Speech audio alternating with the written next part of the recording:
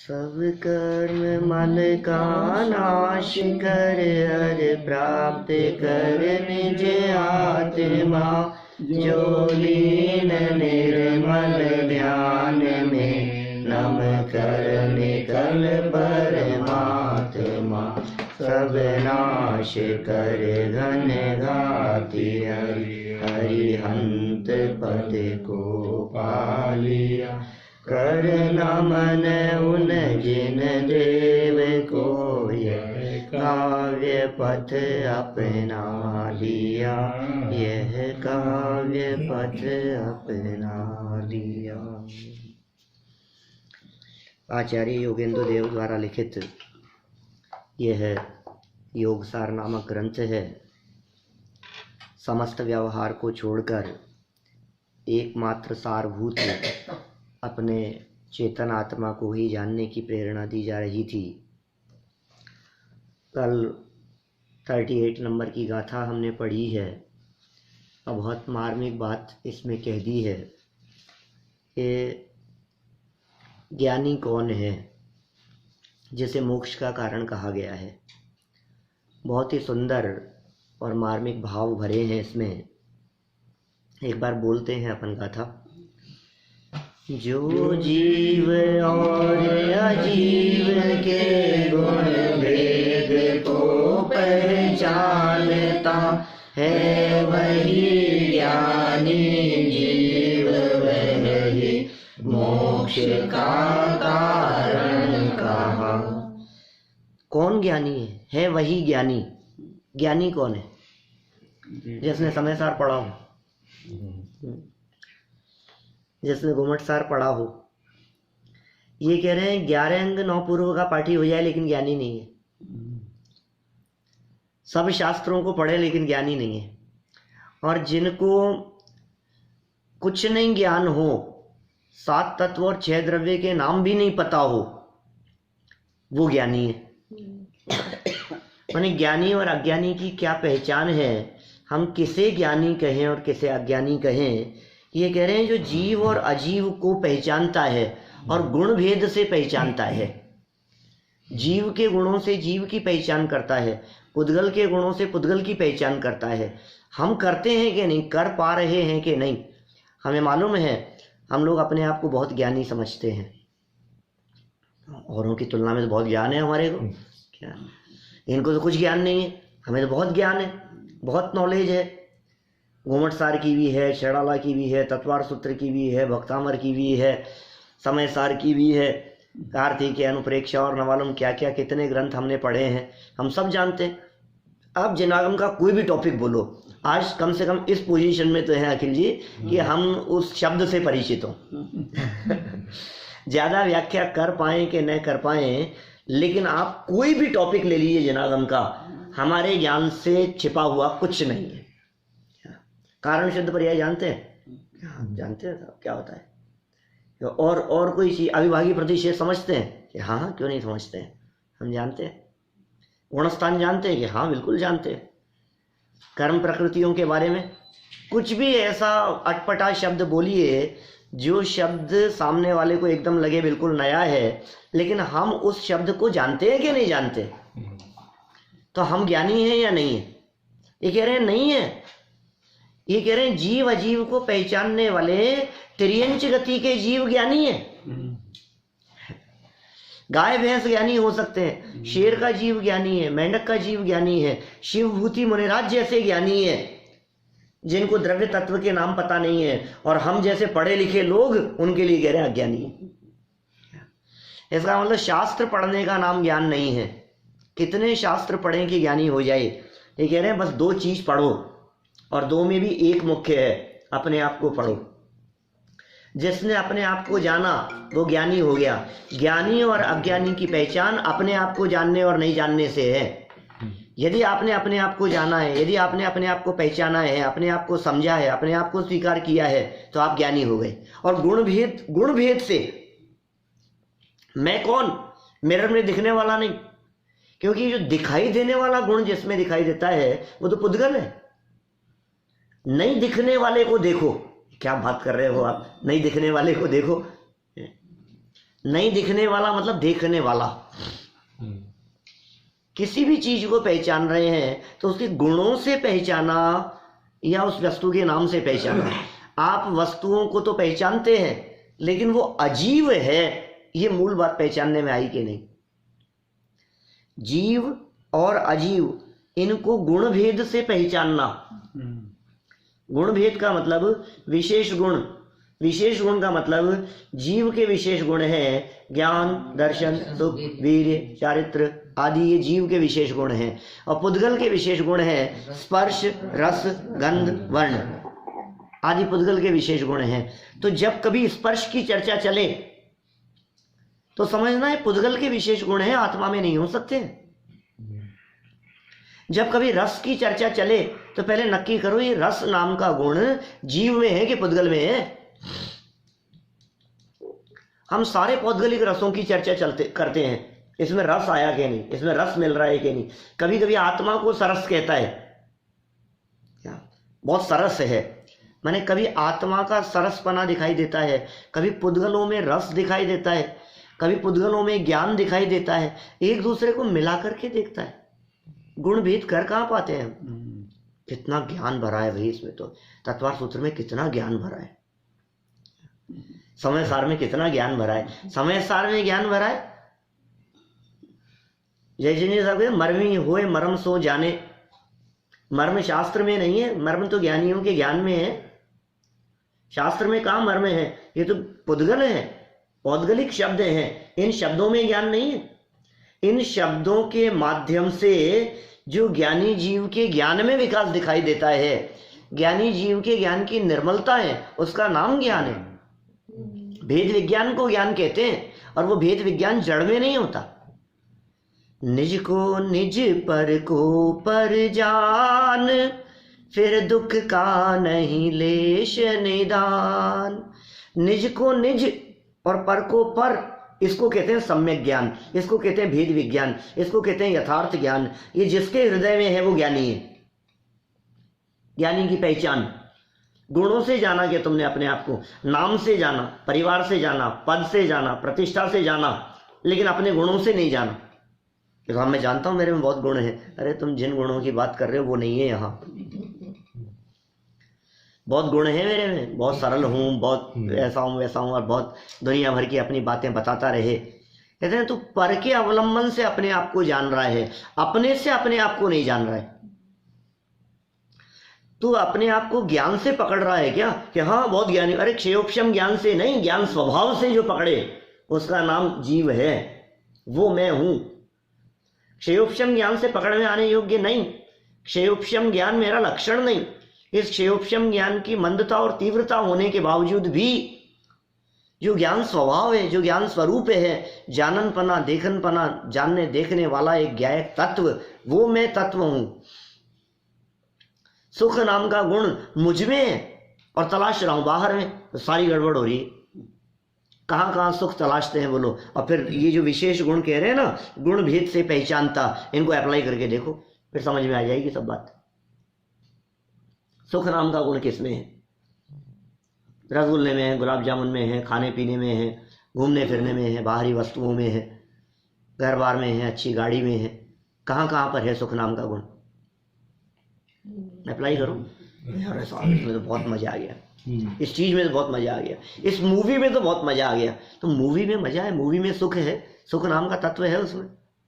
गुण भेद से पहचानो, पहले नक्की करो ना। ये वज्र की दीवार खड़ी है, विशेष गुण माने वज्र की दीवार, जो हमारे को स्पष्ट करती है कि इन दोनों के बीच में कितना भेद है। न्यारी न्यारी ये दोनों वस्तुएं, दो वस्तुओं को अलग अलग पहचानना है विशेष गुणों के माध्यम से। और उन दो वस्तुओं में सबसे महत्वपूर्ण है शरीर को और आत्मा को भिन्न भिन्न जानना, एक गुण भेद से पहचानना। जो जीव और अजीव के गुण भेद को पहचानता है, वही ज्ञानी जीव, वही मोक्ष का कारण। वही मोक्ष का कारण। ये क्या है सब मोक्ष का कारण? गुप्ति, समिति, धर्मानुप्रेक्षा, परिचय, चारित्री, ये सब मोक्ष के कारण है। संवर है ना, मोक्ष का कारण संवर निर्जरा है। और संवर क्या है? गुप्ति समिति धर्म अनुप्रेक्षा परिशेष चारित्रयी और तपसा निर्जराच, ये सब मोक्ष के कारण है। कि गलत फहमी में हो, जीव अजीव का भेद मोक्ष का कारण है। बस तुम संवर का भी सही स्वरूप नहीं समझते, तुम निर्जरा का भी सही स्वरूप नहीं समझते, कर्मों की निर्जरा को निर्जरा समझते हो। कर्मों को रोकने का नाम संवर है ही नहीं, तुम कर्मों को रोक ही नहीं सकते हो। कर्मों के छूटने का नाम निर्जरा, बोले वो हमारे होती ही नहीं है, वो कर्म में होती है। निर्जरा जीव में होती है कि कर्म में होती है? कर्म में होती है। तो कर्म में होती है तो जीव करता है कि कर्म करते हैं? कर्म का काम जीव करेगा। है? कितनी बड़ी गलतफहमी है। मुनिराज कर्म की निर्जरा कर रहे हैं। अरे मुनिराज कर्म की निर्जरा नहीं कर रहे हैं, मुनिराज अपने स्वभाव में लीन हो रहे हैं। जो मुनिराज अपने स्वभाव में लीन होते हैं, उनको स्वभाव में लीन होता हुआ देखकर कर्मों को ऐसा लगता है ये हमारी तरफ ध्यान ही नहीं देता है। भागो यहाँ से। भक्तामर का श्लोक, दोषैरुपात विविधाश्रय जात गर्वै स्वप्नांतरे पिन कदाचित पीक्षितोसी। वो जो दोष है, वो कर्म है, वो सोचते हैं कोई बात नहीं, कोई बात नहीं। हे चेतन, तुम हमारी तरफ आंख उठा करके नहीं देखते हो तो कोई बात नहीं, हम यहां से जा रहे हैं, दोबारा लौट करके नहीं आएंगे, दुनिया में बहुत है हमें आश्रय देने वाले। तुम यदि अपने घर से हमें निकाल रहे हो तो हमें क्या फर्क पड़ता है? दुनिया में कई ठिकाने हैं हमारे। आपने घर से निकाल दिया तो हमें ये आश्रय दे देंगे, ये आश्रय दे देंगे, ये आश्रय दे देंगे, दुनिया में अनंत हैं।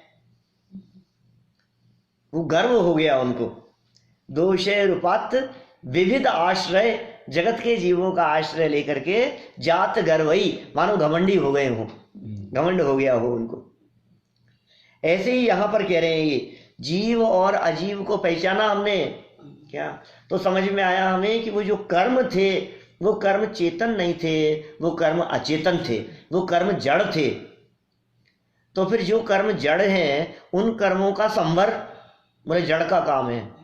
उनकी निर्जरा, बोले जड़ का काम है। बोले सकल कर्म ते रहित अवस्था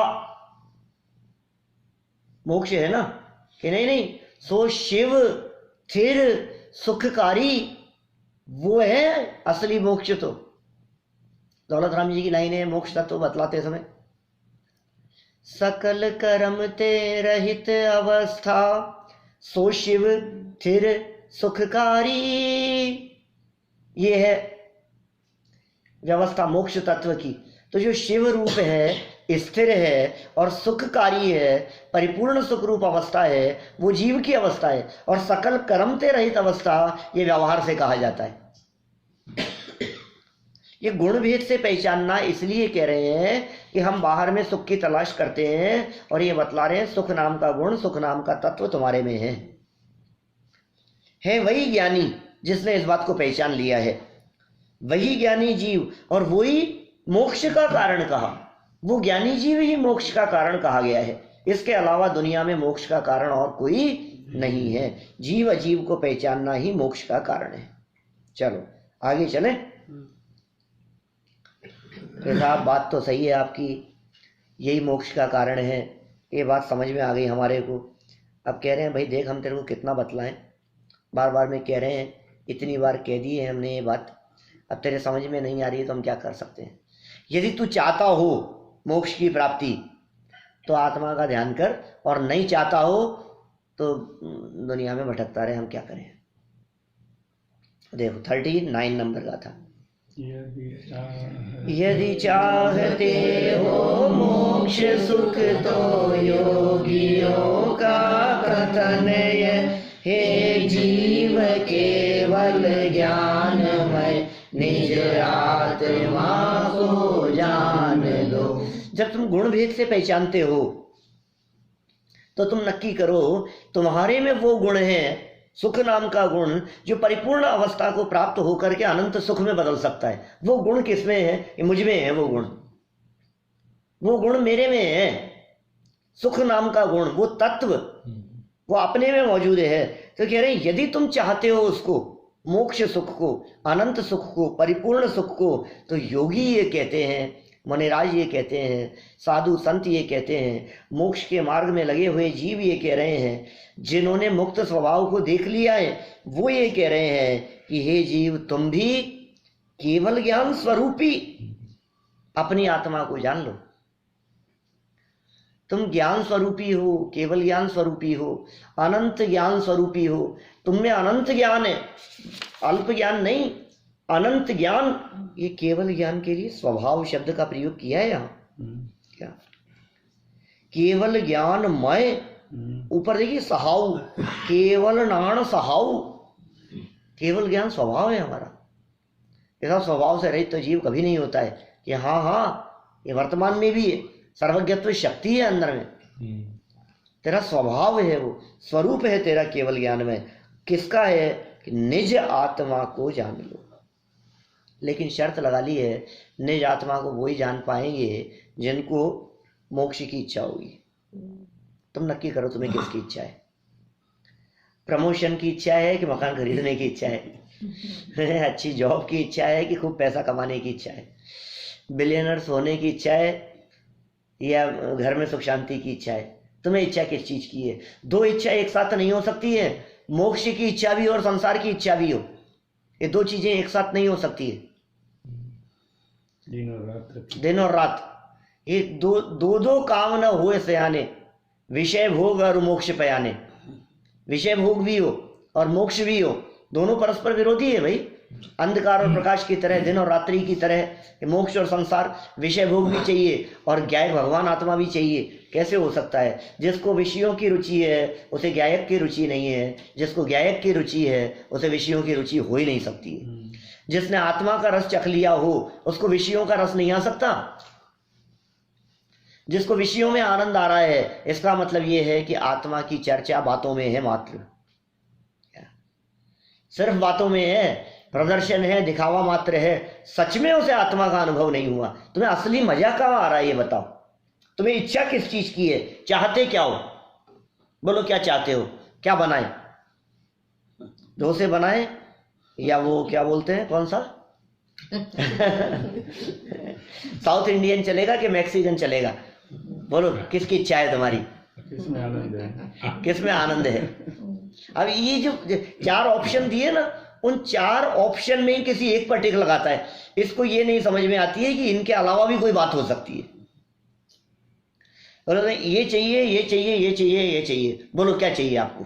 तो फिर उन चार में से सेलेक्ट करने की सोचता है। हम कह रहे हैं भैया इन चार में से कोई सेलेक्ट करने लायक नहीं है। चार गति में से कहाँ जाना है तुम्हारे को? अरे पंचम गति में जाना है, चार गति में नहीं। मोक्ष की यदि इच्छा होगी तो काम होगा। सब इच्छा तो दुखकारी है। अरे मोक्ष की इच्छा माने इच्छाओं का अभाव। मोक्ष की इच्छा इच्छा नहीं होती है। अब अपने घर में आने की इच्छा ये इच्छा नहीं है। पूर्ण सुख प्राप्त करने की इच्छा माने सर्व इच्छाओं का अभाव। ये साहब आपकी भाषा तो ऐसी है, तुम क्या चाहते हो? तुम्हारी क्या इच्छा है?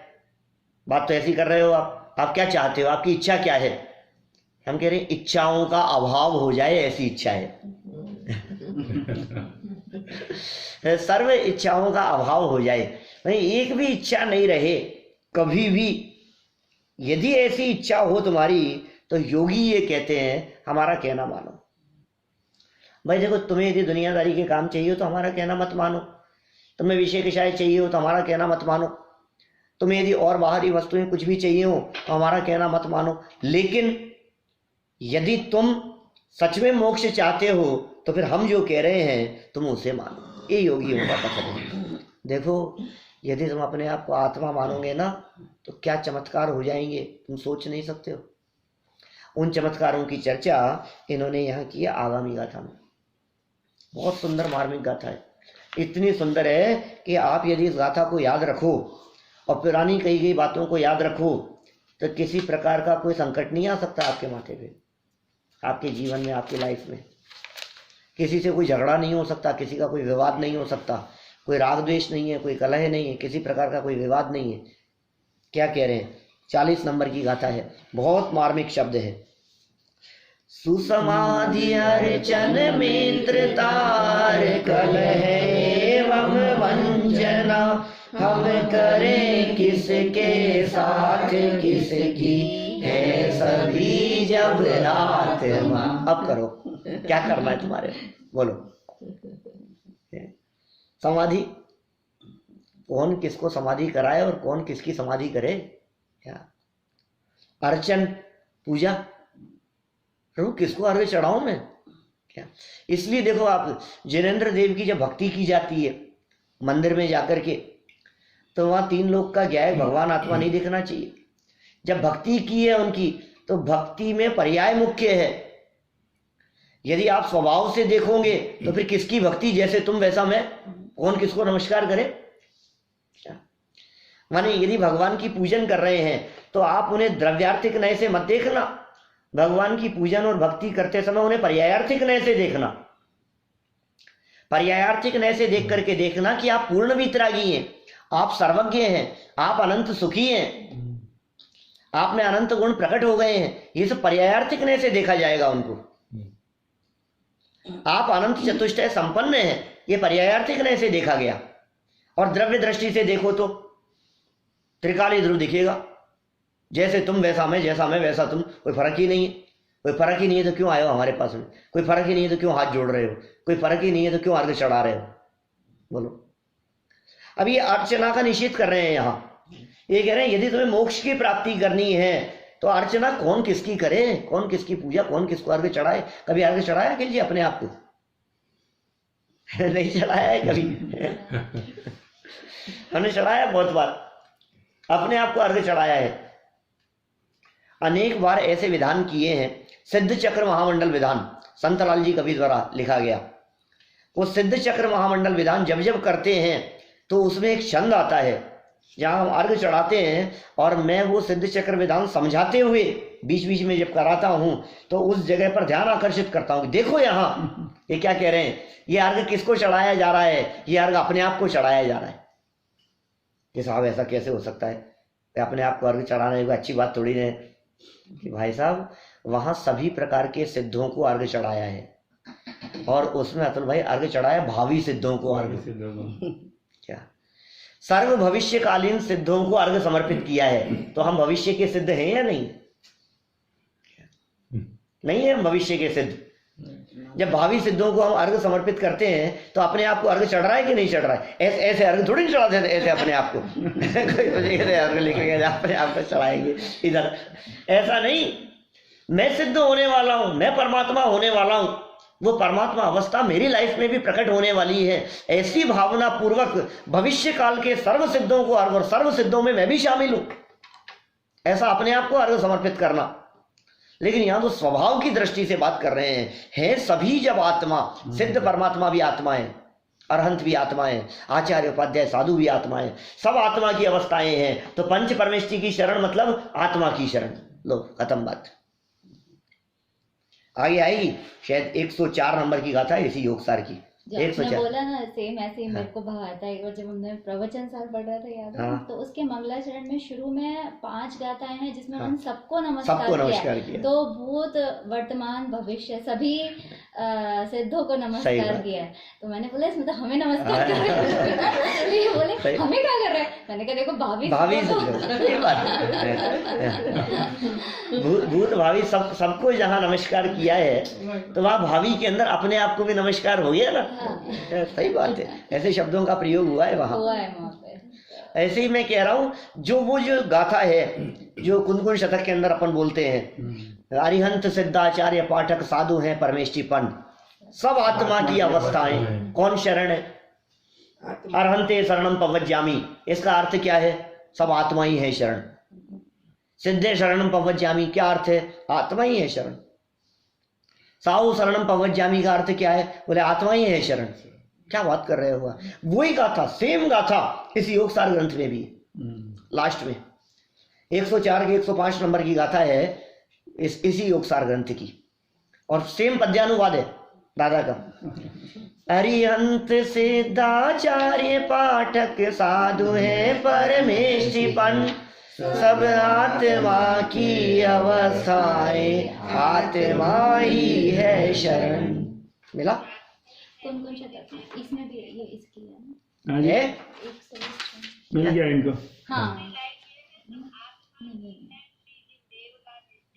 नहीं, इसके और आगे पीछे देखो, और 104। सब 104 सब आत्मा की अवस्थाएं। ये नहीं आत्मा ही है शरण। इसके आगे पीछे और गाथा होगी। देखो नेक्स्ट देखो।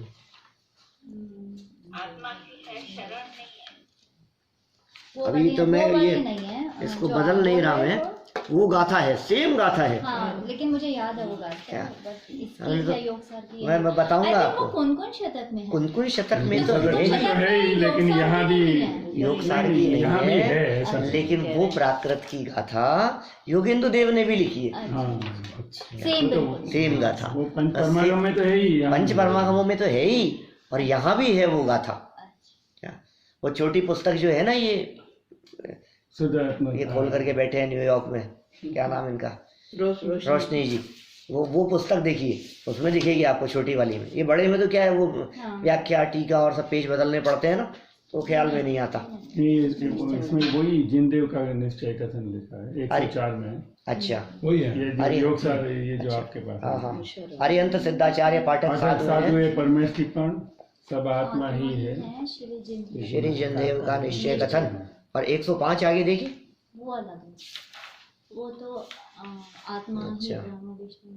चलो, और कहीं कुछ ऐसा मुझे ध्यान तो है कि वो गाथा सेम है, पर ये कथन कहो सर, हाँ एक ही बात है, सब आत्मा ही है, कुल मिलाकर के बात तो वही है। 5 परमेष्ठी हैं, वो सब आत्मा ही है भाई, निश्चय कथन, निश्चय से तो सब आत्मा ही है।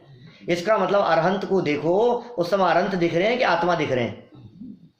ये कह रहे हैं अब यदि ऐसा समझ लिया तो कह रहे हैं सभी जब आत्मा, जब सभी आत्माएं, तो कह रहे हैं अर्चन। अर्चन मतलब क्या होता है? पूजा, पूजा करना, अर्चना करना, भक्ति करना, ये सब अर्चन है। अर्चना शब्द का अर्थ है।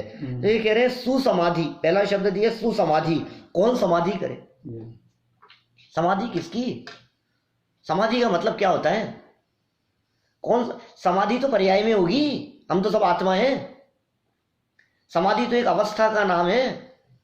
समाधि तो देह के छूटने का नाम है। मान लो देह से भिन्न गया है भगवान आत्मा की अनुभूति पूर्वक देह छूटने का नाम समाधि मरण है। क्या समाधि मरण के ऊपर मैंने 17 प्रवचन किए अभी वहां जयपुर में, समाधि मरण के स्वरूप पर। ये जो है ना मोक्ष मार्ग प्रकाशक चल रहा था, और वो जहां संपन्न हुआ तो परिशिष्ट के अंदर पहला परिशिष्ट है ये समाधि मरण, और फिर दूसरा परिशिष्ट रहस्यपूर्ण चिट्ठी। तो करीब 16-17 प्रवचन किए समाधि मरण पर, और 47 प्रवचन किए रहस्यपूर्ण चिट्ठी पर। इतने मार्मिक और समाधि मरण के स्वरूप में इतना मजा आया कि ऐसी चर्चा है बिल्कुल। उन्होंने कहा शांत परिणामों का नाम समाधि है। समाधि है कि नहीं है? परिणामों में शांति हो तो समाधि हो। अपने स्वभाव के अवलंबन बिना समाधि होती नहीं है। कषायों का अभाव जहां होगा वहां समाधि होगी। ये कह रहे हैं समाधि करो को करो कौन करे समाधि? करऊ है ना ऊपर, और का है को करऊ, कौन करे समाधि? नहीं साहब, समाधि मरण, समाधि मरण, समाधि पूर्वक मरण हो हमारा। कौन करे समाधि मरण? किसकी बात कर रहे हो तुम? अर्चन, कौन करे अर्चना? कौन करे पूजा? ये सब सिद्धों की पूजा करते हो कि अरहंतों की? आप लोग किसकी पूजा करते हो? देव शास्त्रों की, सिमंदर भगवान की, आदिनाथ भगवान की? किसकी पूजा करते हो? हैं सभी जब आत्मा, कौन करे किसकी पूजा?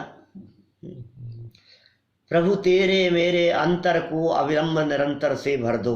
ये जो अंतर दिखाई देता है, ये अंतर पर्याय दृष्टि से अंतर है। जब सब आत्माएं तो कोई अंतर नहीं है। देखो ये क्या है, आगे देखो क्या कह रहे हैं। अर्चन के बाद कह रहे हैं मित्रता।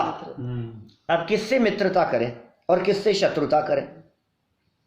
कौन मित्र और कौन शत्रु? कौन है हमारा मित्र? जब सभी आत्माएं हैं तो मित्रता और शत्रुता रहती ही नहीं है। मित्रता और शत्रुता का परिणाम ये आत्मा नहीं देखने पर होता है। तुम आत्मा देखोगे तो शत्रुता नहीं हो सकती। कैसे शत्रुता होगी? कौन कौन बुरा दिख रहा है तुम्हारे को? कमठ बुरा दिखता है कि नहीं? कमठ के प्रति दुश्मनी का भाव आता है, यार क्या नालायक, कैसा दुष्ट है ये। मारीची के प्रति खोटा भाव आता है कि नहीं तुम्हारे को? ऐसा लगता है। और 5 पांडवों के ऊपर जिसने उपसर्ग किया, दुर्योधन का भांजा, ऐसा लगता है यार कितना दुष्ट है। अरे क्यों, कौन दुष्ट दिखाई देवे? जिसे तुम दुष्ट कह रहे हो वो परमात्मा बन रहे हैं तुमसे पहले। क्या भाव दुष्ट है बस। हाँ, भाव दुष्ट है। इसलिए कोई व्यक्ति पापी नहीं है। पाप परिणाम, पाप से घृणा करो, पापी से नहीं। ये प्रसिद्ध वाक्य है ना, दुनिया में चलता है। पाप से करो यदि तुम्हें घृणा करनी हो तो, पापी से घृणा मत करो, पापी से घृणा मत करो। क्योंकि जो तुम्हें पापी दिखाई दे रहा है वो अल्पकाल में पुण्यात्मा हो जाएगा, अल्पकाल में धर्मात्मा हो जाएगा और अल्पकाल में परमात्मा हो जाएगा। पापी से पुण्यात्मा होने में देर नहीं लगती और पुण्यात्मा से धर्मात्मा होने में देर नहीं लगती और धर्मात्मा से परमात्मा बनने में देर नहीं लगती। विद्युत चोर चोरी करने के लिए आया था, बोलो, दरवाजे पर आकर के खड़ा हो गया। किसके यहां बताए? नहीं मालूम? विद्युत चोर को नहीं जानते आप? वो जम्मू स्वामी के यहाँ आया था। अच्छा, जम्मू स्वामी के यहाँ घर के दरवाजे पर आकर के खड़ा हो गया था। बालकनी में जाकर के खड़ा हो गया चोरी करने के परिणामों से। खिड़की के बाहर खड़ा है, शादी हुई है, आज तो बहुत माल आया है, संपन्न है, ये भी संपन्न है, और जिनके यहाँ शादी हुई है 4-4 पत्नियां, और वो खड़ा है कि अभी कब सोए और कब चोरी करूं। और जम्बू स्वामी वैरागी प्रकृति के, और समझा रहे हैं पत्नी को। बोलो, खूब कहा उनको। बचपन से वैरागी प्रकृति के थे, दीक्षा लेने वाले थे, और उनको रोक कर कहा कि तुझे लेनी है ना, बाद में ले लेना। क्या एक बार शादी कर ले? क्या एक बार यदि शादी कर लेगा तो हम जानते हैं उलझ जाएगा। और इतनी सुंदर सुंदर 4 पत्नियां जिनसे विवाह कर दिया है तो राग में उलझ जाएगा, मोह में उलझ जाएगा, विषयों में फंस जाएगा। कुछ समय के लिए इकलौता बेटा है, ये चले जाएगा तो क्या होगा? माता पिता का तीव्र राग का परिणाम। ये कोई बात नहीं, ठीक है, आपकी आज्ञा का उल्लंघन नहीं करूंगा। शादी के बाद तो कर सकता हूं ना, ले सकता हूं ना दीक्षा, कि हाँ शादी के बाद ले लेना दीक्षा, कोई दिक्कत नहीं। वो भी उल्लंघन नहीं किया। वो भी उल्लंघन नहीं किया। शादी की 4 पत्नियां और रात भर चर्चा। बोलो, रात भर चर्चा चलती रही होगी। और क्या चर्चा चली होगी आपस में? क्या भेद विज्ञान की चर्चा चली होगी? क्या अतीन्द्रिय आनंद की बातें चली होगी? क्या मोक्ष सुख की प्राप्ति की चर्चाएं चली होगी? विषयों में सुख नहीं है, भोगों में सुख नहीं है, और अंदर त्रिकाली ध्रुव ज्ञायक भगवान आत्मा में अनंत सुख है। कैसी चर्चा चलती होगी बोलो रात भर? अरे उस चर्चा को सुनकर के उन पत्नियों के परिणाम तो बदले ही बदले, उस चोर के परिणामों का क्या हुआ ये बताओ? क्या वो पाप रूप परिणाम चर्चा सुनते सुनते पुण्य में बदल गया। पाप का परिणाम पुण्य में बदल गया। कितनी देर लगी? और वो पुण्य का परिणाम भी प्रातः काल होते होते तक धर्म में बदल गया। वो पापात्मा पुण्यात्मा में बदला, सुबह होते होते वो पुण्यात्मा धर्मात्मा हो गया, और वो धर्मात्मा दीक्षा लेकर के परमात्मा हो गया। वो चोर। प्रातः काल होने पर जम्बू स्वामी ने तो दीक्षा ली ही, 4 पत्नियों ने भी दीक्षा ली, आरी का हो गई। विद्युत चोर ने भी दीक्षा ली और उसके साथ में और उसकी टीम थी, पूरी 700 चोरों की टीम थी, सबने दीक्षा ले ली। क्या उपदेश दिया होगा, क्या समझाया होगा बोलो? एक रात यदि उपदेश सुने और तत्रूप परिणमन कर जावे तो 6वां 7वां गुणस्थान होने में देर नहीं लगे। बरसों से सुन रहे हैं, सुना ही नहीं है आज तक कभी। क्या बेरे आत्मा है बहिर आत्मा है, बेरे आत्मा है। कितना भी सुनाओ हमारे को, एक न कान करे जी। कोई कान में लगती नहीं है हमारे, सुनते ही नहीं है हम क्या कह रहे हैं, ये क्या कह रहे हैं यहाँ पर। अब किससे मित्रता किससे शत्रुता? आज जिसको देख रहे हैं, आज का मित्र कल शत्रु हो जाता है, शत्रु मित्र हो जाता है। पर्याय दृष्टि से देखने पर राग और द्वेष खड़े होते हैं, भक्ति का भाव आता है और शत्रुता का भाव आता है, कषाय का भाव जगता है। ये कह रहे हैं भाई साहब, न मित्रता और न कलह। कलह की क्या बात है इसमें? अब किसके साथ में कलह करें? आप देख लूंगा इसको। कलह मतलब झगड़ा, विवाद, राग द्वेष, आपस में मन मुटाव, उसे क्या कहते हैं? कलह। झगड़े को कहते हैं ना। तो आपस में होता है कि नहीं कभी झगड़ा विवाद? होता है क्या नहीं? बच्चों के साथ में पिता पुत्र की नहीं बनती है, पति पत्नी की नहीं बनती है, भाई भाई की नहीं बनती है, पड़ोसियों की आपस में नहीं बनती है, ऑफिस में नहीं बनती है, अपने कलीग से नहीं बनती है, किस किस से नहीं बन रही है? किस किस से कलह करोगे? क्या किस किस के साथ में झगड़ा करोगे आप? हम करें कैसे झगड़ा? मैं झगड़ा कर ही नहीं पा रहा हूं। जब भी मैं इससे झगड़ा करने की सोचता हूं और मैं गुस्सा करने की सोचता हूं, मुझे आत्मा दिखाई देते। अब क्या करें? मुझे त्रिकाली ध्रुव दिखाई दे रहे, मुझे परमात्मा दिखाई दे रहे, मुझे गायक दिखाई दे रहे। अब एक परमात्मा दूसरे परमात्मा से कैसे नाराज हो, ये बताओ? मैं भी आत्मा और ये भी आत्मा, मैं परमात्मा और ये भी परमात्मा, मैं त्रिकाली ये भी त्रिकाली, मैं गायक ये भी गायक, मुझे कोई अंतर ही नहीं दिखाई दे रहा है। देखो गुस्सा कब आता है, क्रोध कब आता है? जब मैं तो अच्छा और ये बुरे। क्या मैंने इतना अच्छा काम किया और इन्होंने खोटा काम किया, माने काम को देखता है तो क्रोध उत्पन्न होता है। क्रोध कब उत्पन्न होता है? टोडरमल जी ने लिखा मोक्ष मार्ग प्रकाशक में, बालबोध पाठमाला भाग 2 में लिखा, बालबोध भाग 2 में दादा ने कषायें क्यों उत्पन्न होती है, चारों कषायों के बारे में अलग अलग तर्क दिए और लास्ट में वो मार्मिक पंक्तियां दी। पहले क्रोध के बारे में कहा, क्रोध क्यों उत्पन्न होता है? जब यह जीव ऐसा समझता है कि इसने मेरा बुरा किया है तो क्रोध उत्पन्न होता है। क्रोध कषाय की उत्पत्ति का कारण बतलाया, चारों कषायों की उत्पत्ति के कारण बतलाए लास्ट में। टोडरमल जी की पंक्तियां लिखी वहां, बालबोध भाग 2 पाठ 3 कषाय वाले पाठ में, वहां क्या लिखा? जब यह जीव पर पदार्थों को इष्ट या अनिष्ट मानता है तो कषायें उत्पन्न होती है। जगत के पदार्थों में यदि इष्ट अनिष्टपन की मान्यता होगी तो कषायें उत्पन्न होगी। लेकिन किसको इष्ट कहें और किसको अनिष्ट कहें? है सभी जब आत्मा। किससे राग करूं मैं? सब आत्मा ही है। कितने सुंदर बातें कह रहे हैं। कलह एवं वंचना, ये वंचना क्या होता है? वंचऊ शब्द है ऊपर प्राकृत में। वंचना मतलब क्या होता है?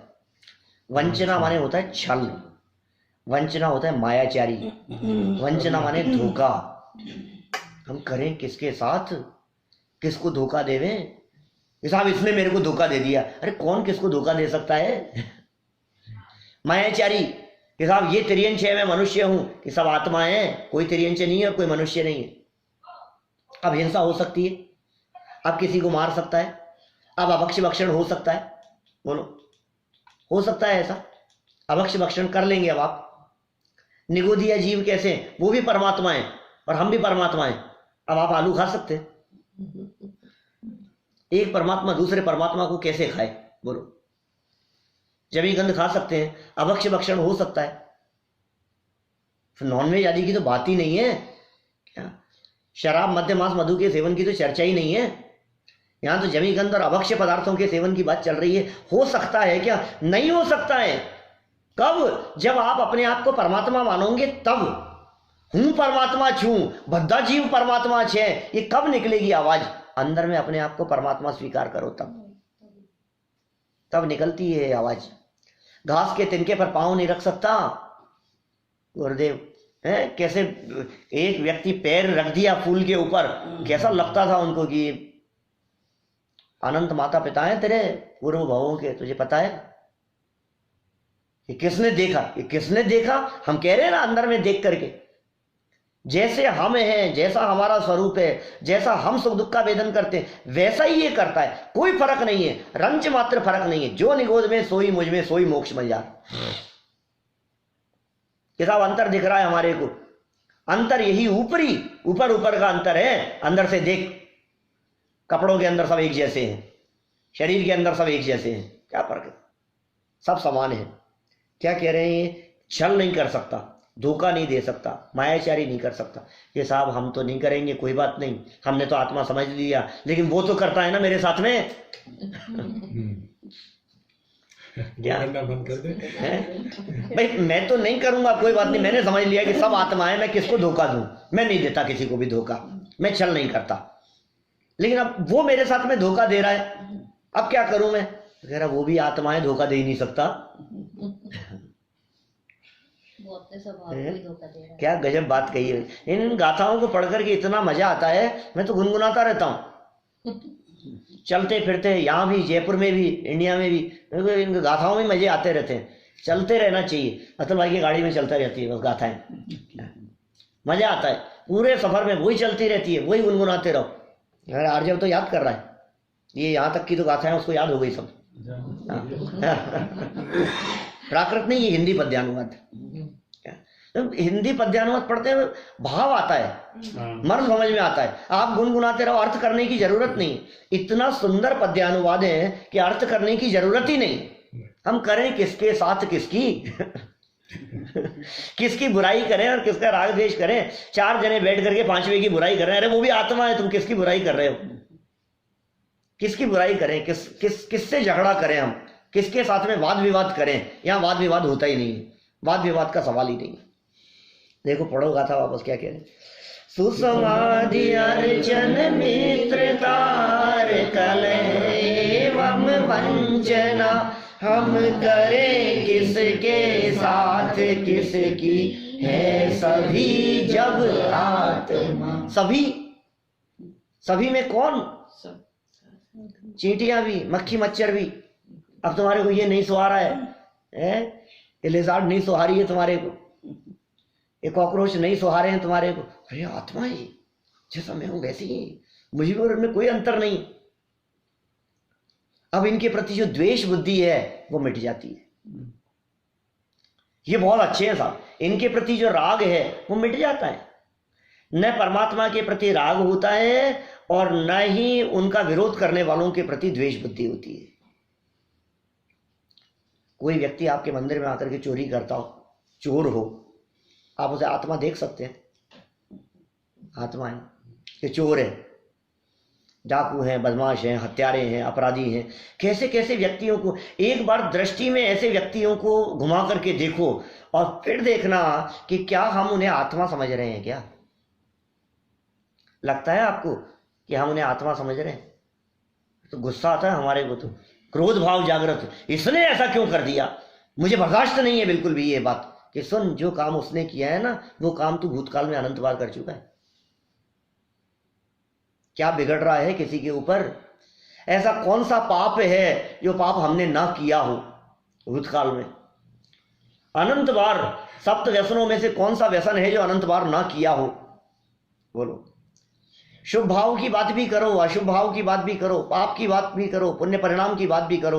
पुण्य में एवं पाप परिणाम, कौन से ऐसे परिणाम हैं जो अनादिकाल से लेकर आज तक हमारे अनंत अनंत अनंत अनंत बार ना हुए हो? यदि नहीं हुआ तो बस ये काम नहीं हुआ है सभी जब आत्मा, ये माना नहीं हमने, है तो आत्मा ही। तुम मानो या ना मानो उससे फर्क नहीं पड़ने वाला। मैं नहीं मानता, मत मान भाई, आज माने कल मान, रास्ता तो यही है मोक्ष का। इसके अलावा तो कोई दूसरा रास्ता है नहीं। इन्हें नहीं था, अभी जच नहीं रही है हमारे को बात कि जब जचे तब मान लेना, कोई बात नहीं। कि साहब एक क्रमबद्ध पर्याय हमारे को जचती नहीं है कि जब जचेगी ना क्या तब संसार से छूटेगा।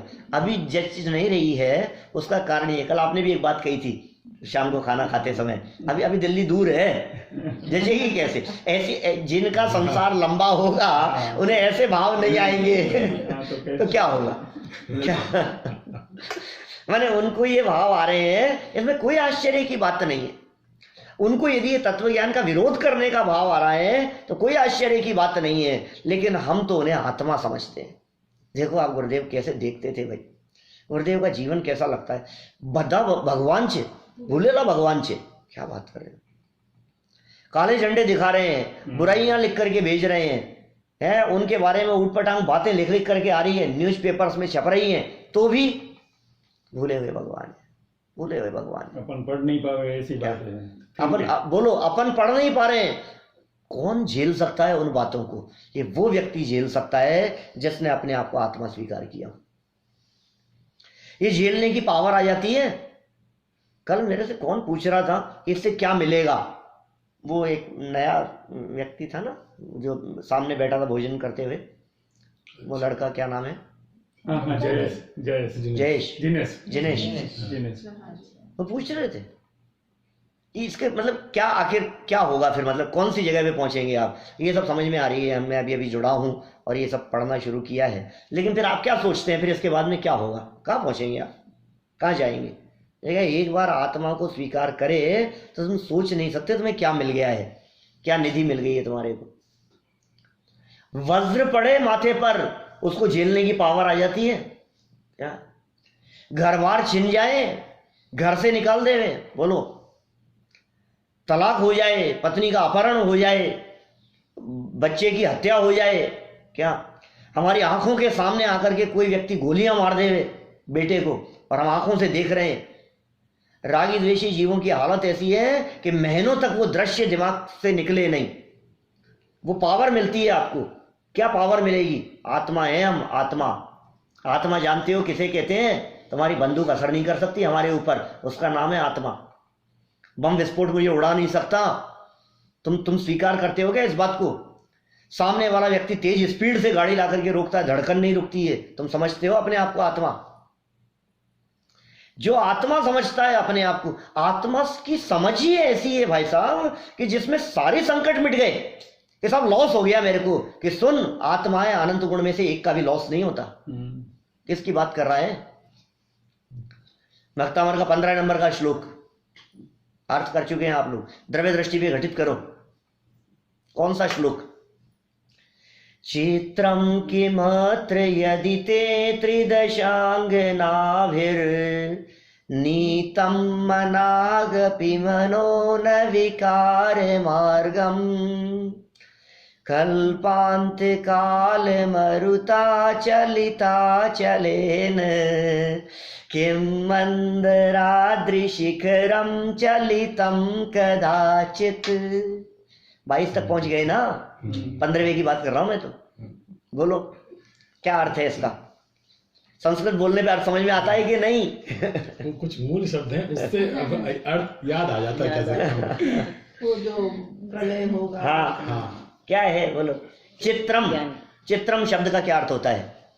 शब्दों के अर्थ तो पता हो कम से कम। चित्रम मतलब होता है आश्चर्य। किम माने क्या? आश्चर्य क्या आश्चर्य है इसमें? यदि ते मतलब आपको, हे आदिनाथ भगवान आपको। त्रिदश कहते हैं देवों को, और त्रिदश आंगना माने देवांगनाओं के द्वारा भी। नीतम, नीतम शब्द का अर्थ होता है लाया गया। मनो मन को, न विकार मार्गम, हे आदिनाथ भगवान देवांगनाओं के माध्यम से भी आपके मन को विकार रूप न किया जा सका, आपके मन को विचलित नहीं किया जा सका, तो इसमें कौन से आश्चर्य की बात है? क्या बात कर रहे हो आप? क्यों, इसमें क्या हो गया? इसमें आश्चर्य क्यों? क्यों, कौन से आश्चर्य की बात है? क्या कल्पांत के समय में चलने वाली हवाएं मेरू पर्वत के शिखर को भी हिला सकती है? अब इसको लगाओ इधर। क्या यदि अनादि काल से लेकर आज तक मैं अनंत गुण संपन्न ज्यों का त्यों बना हुआ हूं, तो इसमें कौन से आश्चर्य की बात है? क्या राग द्वेष काम क्रोध आदि की हवाएं इस चैतन्य तत्व के एक गुण को भी विचलित कर सकती है सामर्थ्य किसी की? मिथ्यात्व की ये ताकत है जो मेरे आत्मा के असंख्यात प्रदेशों में से एक प्रदेश को भी कम कर देवे। अनंतानुबंधी की ये ताकत है कि आत्मा के एक गुण को भी कम कर देवे। साहब नरकों में ऐसी मार पड़ी, तिल तिल करे देह के खंड। अरे देह के खंड खंड कर दिए गए होंगे, लेकिन आत्मा के खंड खंड नहीं कर सके। बोलो, है ताकत उसकी। यदि मेरा रंच मात्र भी कुछ फर्क नहीं पड़ा, असंख्यात प्रदेशी, अनंत गुण संपन्न, अनंत शक्ति संपन्न मैं ज्यों का त्यों बना हुआ हूं, तो इसमें कोई आश्चर्य की बात नहीं है। मेरा स्वरूप ही ऐसा है, विचलित नहीं हो सकता है। ये राग द्वेष काम क्रोध आदि के आंधी तूफान ये मुझे विचलित करने में समर्थ नहीं है। मैं ऐसा आत्मा हूं। बोलो, मैं ऐसा गायक हूं, मैं ऐसा त्रिकाली हूं। अब करें किसके साथ किसकी है? सभी जब सबके सब आत्मा ही हैं हम। देखो क्या कह रहे हैं, वापस पढ़ो भाई, बार बार बोलो, दिन भर याद रखना। जब छल करने का परिणाम आए तो इसे याद करना। जब किसी के द्वारा हमारे ऊपर छल किया जाए तो इसे याद करना। जब क्रोध का परिणाम आए तो इसे याद करना। किसके ऊपर क्रोध कर रहा हूं मैं? बोलो, जड़ के ऊपर क्रोध करने से कोई फर्क नहीं पड़ता, और चेतन तो ये आत्मा है उसके ऊपर क्रोध करूं वो मैं कर नहीं सकता, वो मुझे दिखाई नहीं देता। राग किससे करूं? अच्छा, किससे राग करते हैं आप? बोलो, शरीर से राग करते हैं कि आत्मा से राग करते हैं? एक व्यक्ति का वियोग हो जाने पर इष्ट वियोग हो गया। अब इष्ट वियोग हो जाने पर हम जो रो रहे हैं, आर्त ध्यान कर रहे हैं, ये किस वजह से आर्त ध्यान कर रहे हो? क्या अपने राग से? कि किससे राग था तुम्हारे को? शरीर से राग था कि उसके आत्मा से राग था?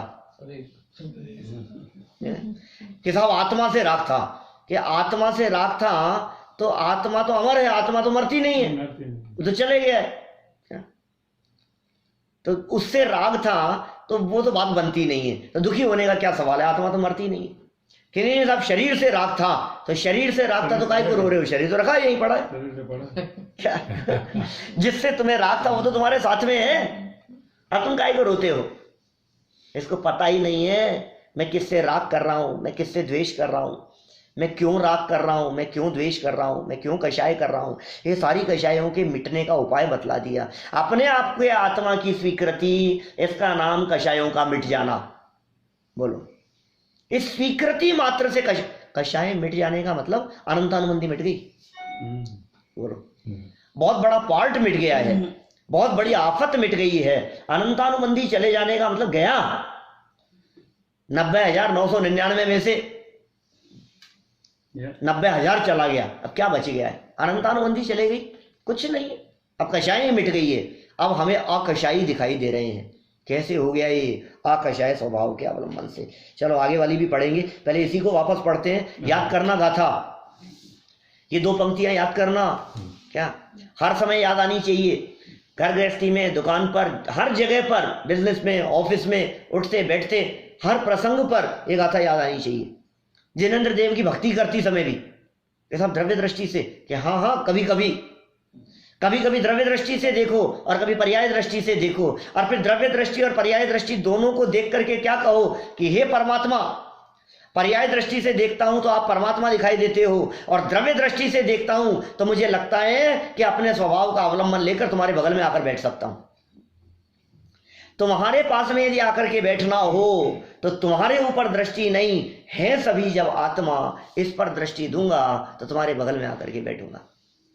सुसमाधि अर्चन मित्रता कलह एवं वंचना, हम करें किसके साथ किसकी है सभी जब आत्मा। सभी आत्मा दिख रहे हैं हमारे को। कितना सुंदर अर्थ भी लिखा है, देखो नीचे इसमें।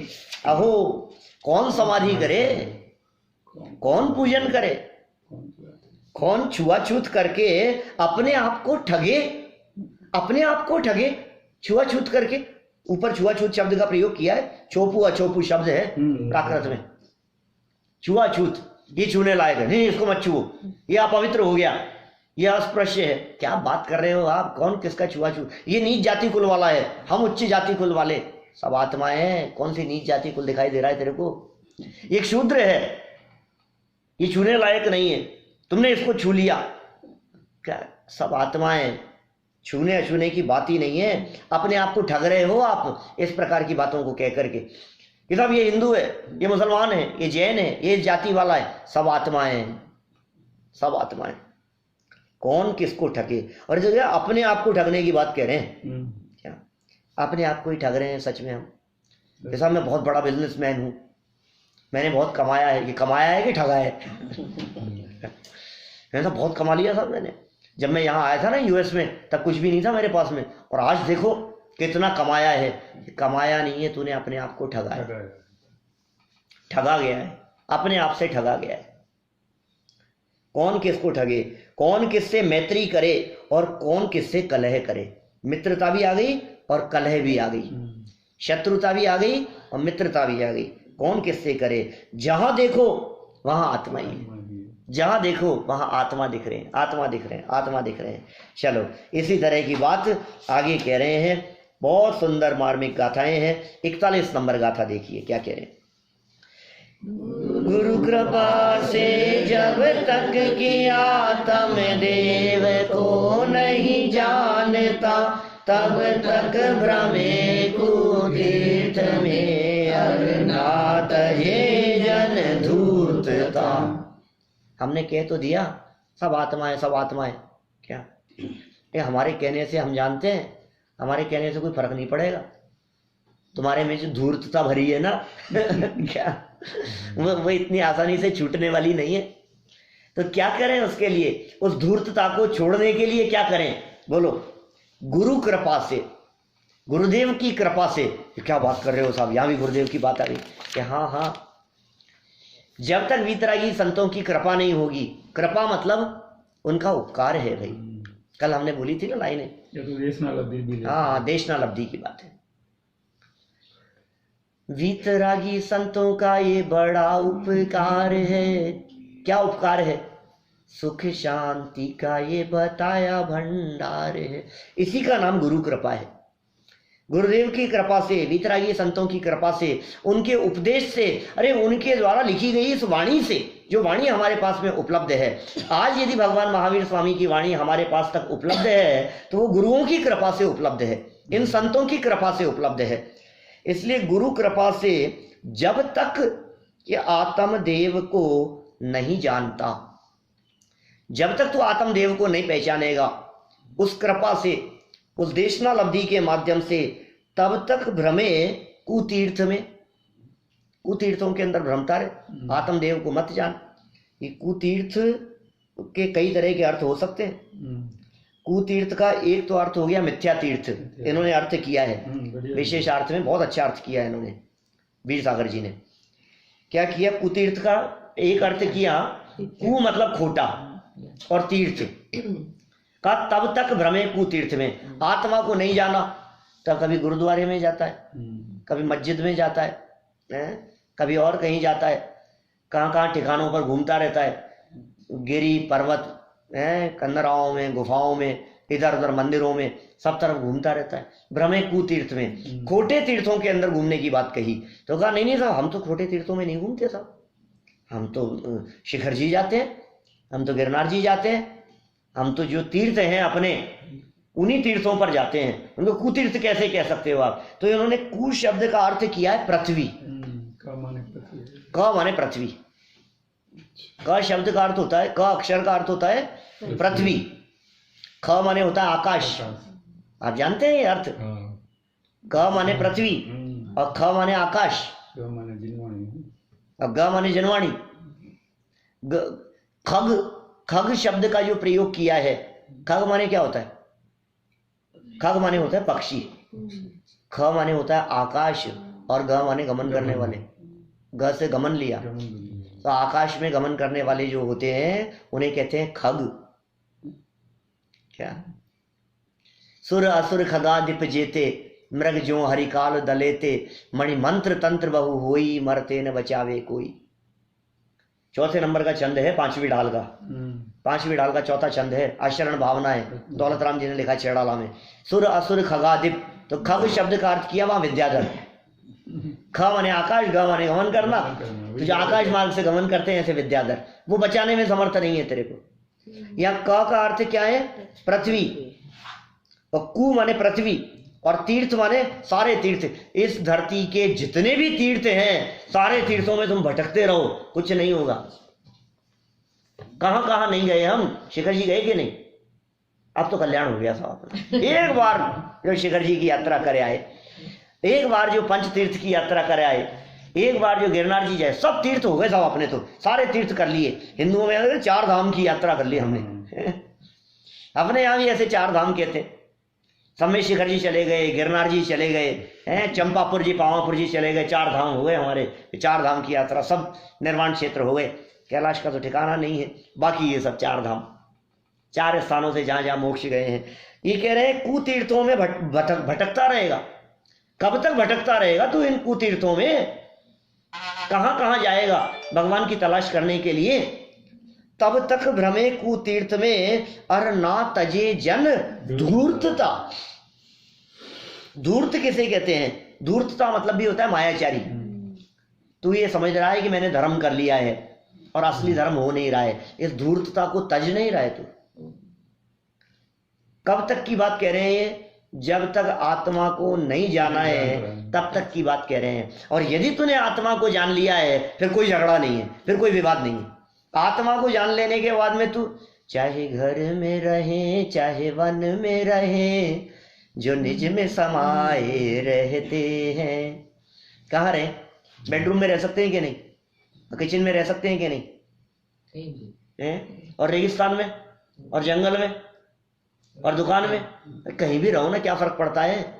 घर गृहस्थी में क्यों नहीं, युद्ध क्षेत्र में वहां भी रह सकता है। चाहे घर में रहे चाहे वन में रहे, जो निज में समाये रहते हैं, सब काम जगत के किया करें, नहीं मोह किसी से करते। वो ज्ञानी है जिसने आत्मा को जान लिया, निज आत्मा को पहचान लिया, वे कहीं नहीं भटकेंगे। और यदि तुमने आत्मा को नहीं जाना है, तुम कहीं भी जाओ धर्म के नाम पर, धोखा होगा, धूर्तता है, भ्रम है, तब तक भ्रमे कुतीर्थ में, और ना तजे जन धूर्तता। तो फिर साहब मंदिर तो जाना ही चाहिए ना। देव दर्शन की तो अपनी अलग महिमा है ना, जिनेंद्र देव के दर्शन की। तो आगे 4 गाथाओं में भाई साहब इतनी सुंदर चर्चा की है, और उसमें बतलाया तो किसके दर्शन कर रहा है और देव कहाँ है, परमात्मा कहाँ है, एक बार तो उसको देख। उन सब विषयों की चर्चा अपन कल यथासमय करें।